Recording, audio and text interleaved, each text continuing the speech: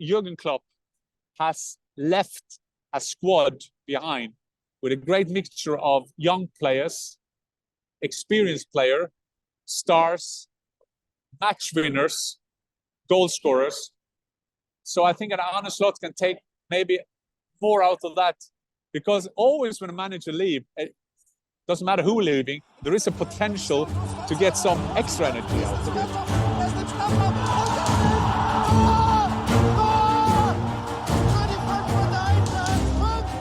Hi and welcome to the Fussball Channel, and for this special Premier League preview with me, Markus Fjørtoft and Jan Fjørtoft, with the Deutsche Bank Park behind you at Eintracht Frankfurt. How fitting it would have been if we did a Bundesliga preview, but we'll do that next week as that starts the following weekend. We have the English football back, Dad. How excited are you to get going with this yet another Premier League season, and one in which you will obviously be heavily close to through your coverage? Yes, I'm with Eintracht Frankfurt today. Today for us is Wednesday, not far from the airport, as you can hear. So I'm traveling to England later tonight on the Thursday, looking forward to the Premier League. But as you were saying, this is my old football stadium at the back, or it was old when I was here. Now it's new and renovated, Deutsche Bank Arena. Now I'm looking very much forward. I'm starting at the Theatre of Dreams. I'm starting Manchester United against Fulham. I'm very exciting about that game, because not maybe of the players Manchester United have signed, with all the people in and around the club. They've been a club the last, should we dare to say, back to Ferguson, David Gill, when they left the club, been not so good organized, but now with Sir Jim Ratcliffe, David Brailsford, they managed to set up a setting, so to say, to make them a platform that can take the next step. So I'm very excited about the first game against Fulham and Silva there. Well, how about we start there? Because we know that there's a lot of predictions out there. We know there's a lot of previews and very good ones at that. What we will look to offer you is a rapid fire preview as such. We'll try aim to keep it as short as possible. We have some predictions set up, and I guess we can start a bit generic. You're going into Manchester United. You're covering various teams in terms of a top 4 European spots, and that will be an indicator in terms of what teams you think will do well. Which teams do you think? Do I want to maybe hold you to your word and give me a top 4? But how about we start with in terms of what teams you think will be doing well, and who might be champions, challenging for it, etc. Well, there's a lot of predictions, as you're saying, going around. So I don't think I will be more radical and drastic. I think that the main thing is the usual suspects. Then there are some dark horses, which is hard to kind of predict. I mean, it's not hard to predict that Manchester City will win the league.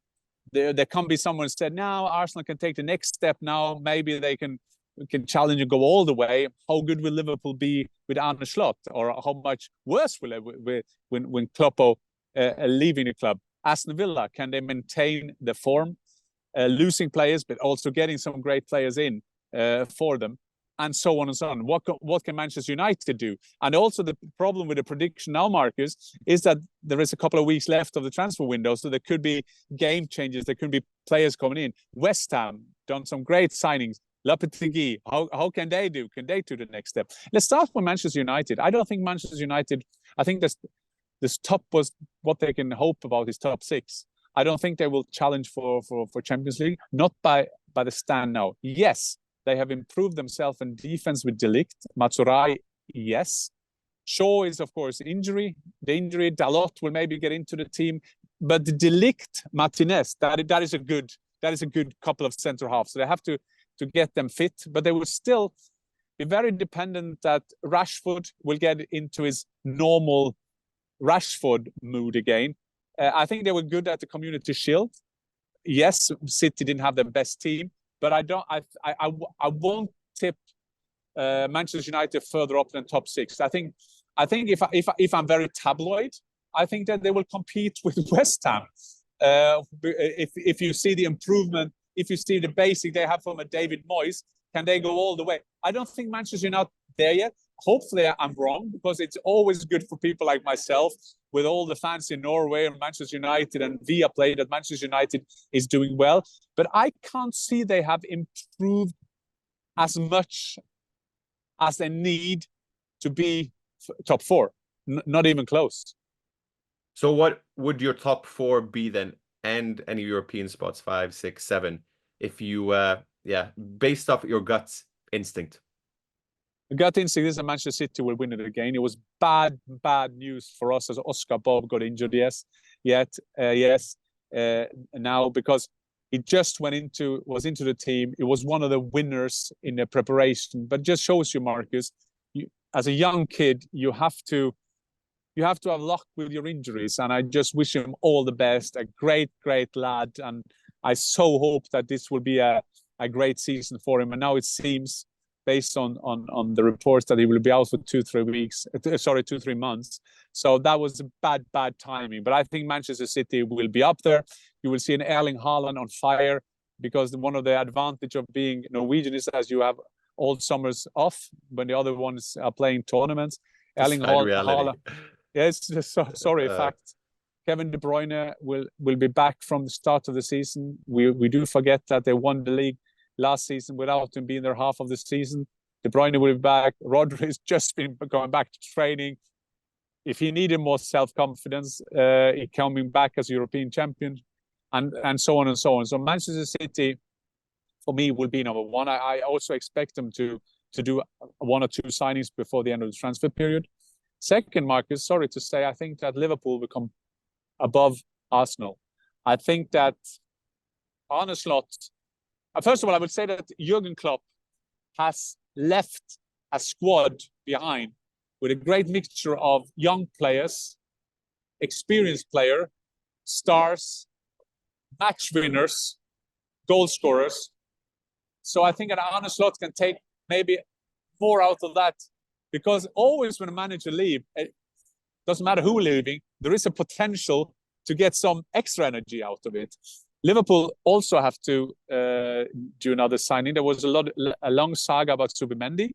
The last thing I read before we started the market, maybe that was on again, I don't know. But they needed at least a body in the midfield. They need that kind of body in the midfield. Maybe they need another defender as well. They need to have the starting 11 at Liverpool is brilliant. But I think they will be second, Marcus, ahead of Arsenal. I think that Arsenal, after 2 years getting closer and closer, I think they will. That would be a season where they will be expected to come even closer and win the league. But I think they will be third. And fourth, tough one. But I think that based on what the other teams have done, the Tottenham, the Newcastles, the Manchester United, I will stick with Aston Villa again, because I think that Aston Villa has improved themselves. Yes, they have lost Luis, but I think they're up there. I think Emery is one of the best managers around, very pragmatic and getting the best out of his team. Be interesting how they managed the Champions League load as well. We know they were in Europe last season, but even still, we will require even more of the squad to compete in the Champions League. You mentioned there West Ham. You got Villa, you top 4, and then you got Spurs. And then it will be interesting, someone that you know of, and it's rather fitting considering where you are, but you got Glasner and Palace as well, which they had a fantastic end to their season since Glasner took over. Brought in Kamada, who used to be at Eintracht Frankfurt. And you have, obviously, if they can keep Eze and Mateta, 5th best record in the Premier League from the point Glasner joined them in February. European contention at all, or are we being a bit too optimistic? Well, to be the devil's advocate, I think that he came at a great time, because they had played all the best teams, remember, and then they had a quite good program. But still, Glasner did a fantastic job. Was also offered a Bayern job. He turned that down. And then they lost Olise, some Bayern. That will be tough for them, of course. But I don't think that Glasner can take them straight to the European spot. But they need that great season. You know, that West Ham season when they were like tasting Champions League. You need that kind of season. Kamada, as you were saying, he was training here on the pitches around me for Eintracht Frankfurt. So he's a good signing, and it's always this thing, you know, Marcus, from your own career, how much the trust from the coach means for you, and he will have the trust to go in there. He's absolutely a player that I think the English football fans will like. But now I don't think Crystal Palace will do that. I think West Ham can do it with Lopetegui. I think he is a good manager. So I think there's more likely that West Ham can take another step. Yeah, and West Ham will certainly be interesting as they look to take the next step under such an historic period of their for the club under Moyes. The same will be for Palace, who wanted something more to take that next level, as they all do. If we go through then that top scorer for you, let's just get that over with, because I can imagine which ones who you would guess. I just want to say for the record, Haaland is 37 goals away from reaching 100 Premier League goals. He's been there for 2 seasons. I'm not saying I'm not saying he's going to get 37. That would be tough. But if there's one man who can do it, and one man who certainly has proven his goal scoring remit, it's been Erling Haaland. Is he your top scorer for the 3rd season running? Yeah, and I think that you will, when we will do this prediction before Erling Haaland came to England, you will always start with the Manchester City striker, because you know that they get a lot of chances. You know that they will have a scorer, a goal scorer up there. You have midfielders as well with De Bruyne and Foden. They will score a lot of goals, like in general, and he will have a part of that. He looks sharp. I followed the games, saw the games against Chelsea. He was always there, and I think that being out this summer, that is bad news for the defenders in England, because he will come fresh there, and he will be fresh from day one. The thing is with Manchester City, when you have so many internationals, you have so many final people who take part in the European Euro final, you have to train them through games, which is quite interesting. But Erling Haaland will be there straight away, has done the whole preparation, kept his sharpness there. So yes, Erling Haaland will be there. Who will be the main challenger? Watkins will always be there. If Aston Villa will have a great season, he will be there. Then we will have Füllkrug in West Ham. We'll see how many games he will get with his a bit dodgy knee. They're talking about his dodgy knee, but he's been doing fine without that. Palmer, can he follow that up? And so on and so on. And so yeah, Erling Haaland is absolutely my favorite. If you predict something else, you just do it because you want I agree. to do it. You know what? I totally agree.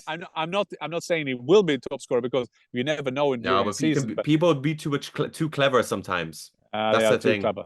Yeah. And there's this proposed sophistication where it's maybe, you know what, sometimes it's just it's maybe what it is what it is, in a way, in lack of a better phrasing. You mentioned Füllkrug there, that in terms of best signings for clubs, we obviously got De Ligt, we got Xerxes, who's also joined from Bologna to Manchester United. You have Emile Smith-Rowe to Fulham. You have Dewsbury Hall to Chelsea from Leicester. You have Calafiori, who also bought from Bologna. Archie Gray, who there's big expectations to, one for the future, certainly after a strong season with Leeds. Who do you see as the out-and-out best signing so far in the Premier League?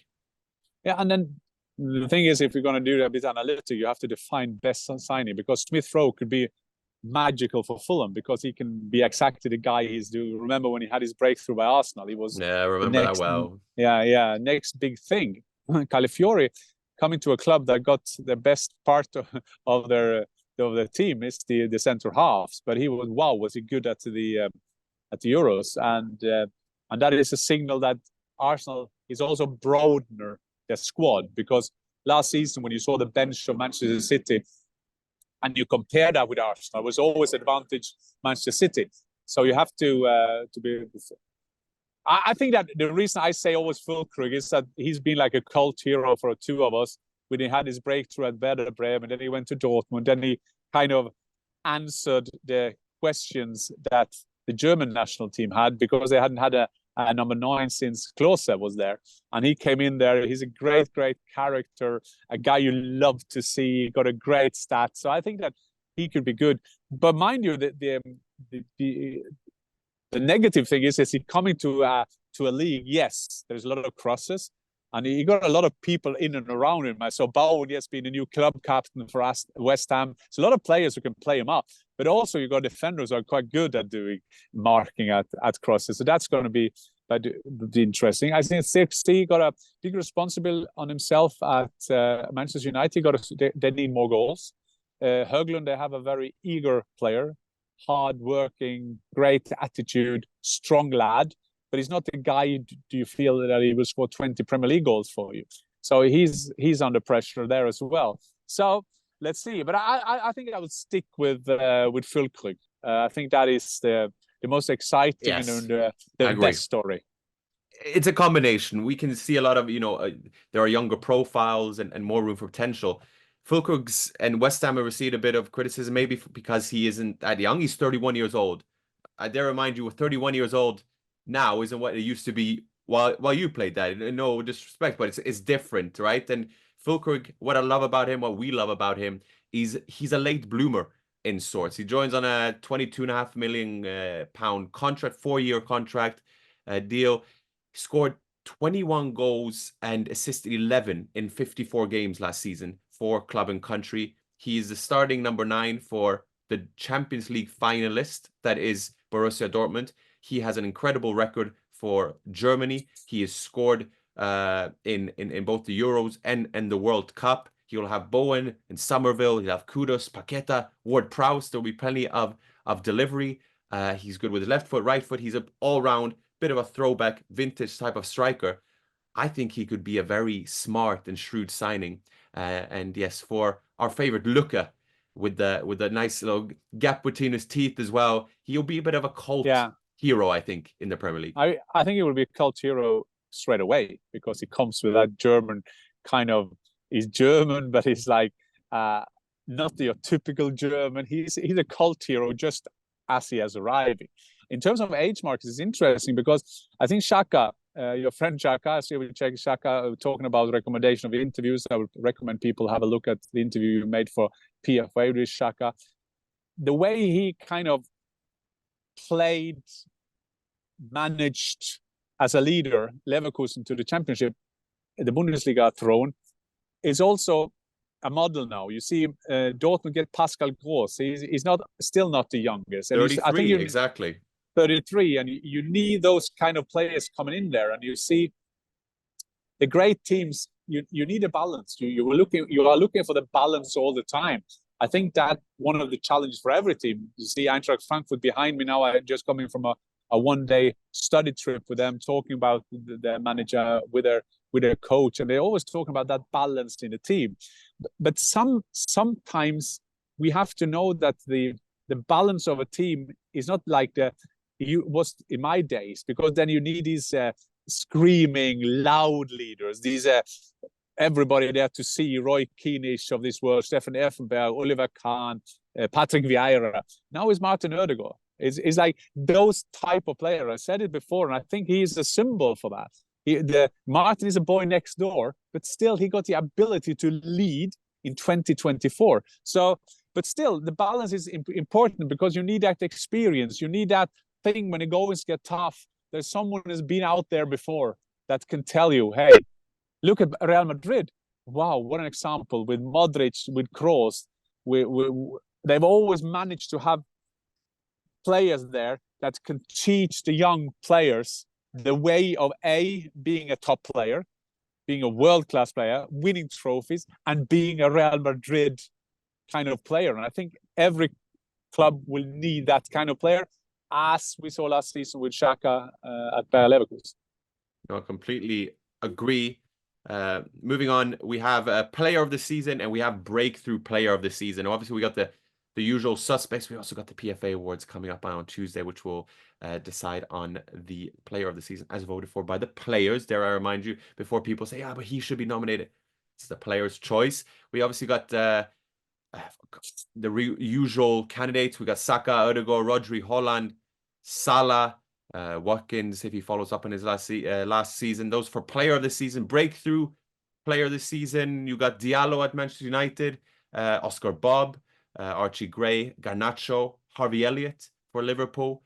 Amongst these players, which ones are you looking forward to seeing, and who do you think will have the best season? Well, I could make it easier sitting in as Norwegian in Frankfurt, talking about all Norwegians. Like I said, that player of the season will be Martin Odegaard, because as a top scorer, And then I would say breakthrough of the season will be Jørgen Strand Larsen, Norwegian, get his number 9 shirt by Wolverhampton. I'm so looking forward to see him there. One of the great lads in the business, fantastic, has made a name for himself in Spain and now coming to Wolverhampton. It's exciting to follow him. I think that Manchester City will win again. I think that maybe, you were saying the biggest praise you can get is from your fellow players. So for me, PFA award was always the most important award. And we are going to go there, Marcus. Me as an old PFA member, as you working for PFA, we are going there on Tuesday. I would say Rodri. I think that it's time to kind of give Modri the player of the season. Maybe he should be winning Ballon d'Or as well, Rodri. But just for the record, for after this season, right? Is what you're saying, not the previous. Yeah, after this. After the 24-25 season. Yeah, and I think that they will do well again. And I think that people need time to understand how good Rodri is, because it's so easy to say the top scorer. It's always the top scorer. It's always the attackers. I don't think the Ballon d'Or, which is politics anyway, but there's never been a defender winning that. And we had Baresi, we have Maldini, and what the great players. Philipp Lahm had a fantastic season. It's always the attackers. So I would say Rodri will be the next season's player of the season. The breakthrough. What's your breakthrough? That's more your. Well, I was some of the list, and the audience, please provide comment on who you think will be for these various categories. By the way, I am a big fan of Diallo, who didn't get too much of a chance last season, but was very strong at Sunderland the season prior to that. I think he will start. I'm excited to that. It was unfortunate with Oscar Bob's injury. I think it's incredible time, despite Norway's lack of success internationally speaking. You almost have to remind yourself that we can't get used to what we are dealing with in Norwegian football. We have Manchester City, arguably the best club in the world, just based off performance there. And we have someone there who's very hot in contention to start on Manchester City's right or left-hand side, alongside Erling Haaland. I look forward to seeing Oscar Bob. I think he's a fantastic player. Obviously, we are super objective when we say this, but then also I would like to see Harvey Elliott. I look forward to seeing him maybe take a step even further. I think it was good last season, but he can take that extra step and suddenly be in contention for that England midfield as well. I'm a big fan of the player, and I'd like to see him, and I think he will take that extra step to step up amongst the big boys. That's a good bet. And as we are landing now, and you can hear again the airport closeness here in Frankfurt, we haven't even talked about Chelsea. So that is the worst bridge ever. But they got so many players there now. They spent so much money they got a new manager, Maresca, who is a pupil from Pep Guardiola. There are a lot of them around now, with Alonso, with Company, with Maresca, and all that. So maybe the breakthrough of the season will be some Chelsea player that will have a fantastic season. All 43 of them, perhaps. Yeah, it's a big squad. They say they need a double-decker to have their whole team in there. Fair enough. Maybe one of them will take the next step. I'm very excited about Chelsea. Talking about predictions, I have no idea where they will be. They could be on all places from 6 to 12. That is Chelsea this season. So maybe a breakthrough player from Chelsea will be on the cards. So that is a tough one. But there are some young players coming up, which we will have be aware of. But the breakthrough, meaning that there must be someone who's done very well anyway. So if you say Harvey Elliott, yes, the breakthrough for him would make the next step. And I think in anyone's football career, your Marcus, my career, or the players I'm looking at, I'm talking now about the women's team of Eintracht Frankfurt training, there's always to take the next step. That is the hardest thing in football. If you're a good player, to become great. If you're a great player, become world class. And that's also my definition of coaches. The coaches are the coaches who make players better. It doesn't matter if you're level 3 player, they're making level 2. If you're a world class player, make him even more constant, that he's playing in consistency, that is always there. And that is why we all love the way Pep Guardiola working, because he always makes players better. That is the definition of the best coaches. Exactly. And I do not want to end on this somber note, but we haven't touched upon the last one, and that is the teams at the bottom. Any teams that you are more worried for than others, and perhaps even promoted team that might surprise us as such as well. We always got Leicester. We've got Leicester, we've got Southampton, and we have Ipswich. Yeah, I think that McKenna has done a fantastic job. Two promotions in a row. That is unbelievable. How will he play? I think that he will be more pragmatic than some of the managers coming up. I think it's all about result. I mean, it's going to be against any world orders if they're going to stay up, the Tractor Boys. But I saw today they take Calvin Phillips on 1 year loan. I think that is quite sensible. Calvin Phillips need to get back his confidence by playing. Southampton a bit naive, of course, how they play. But it's a usual suspects, Marcus. The easy bet is to say that the same people will go down, and if not, who will go down?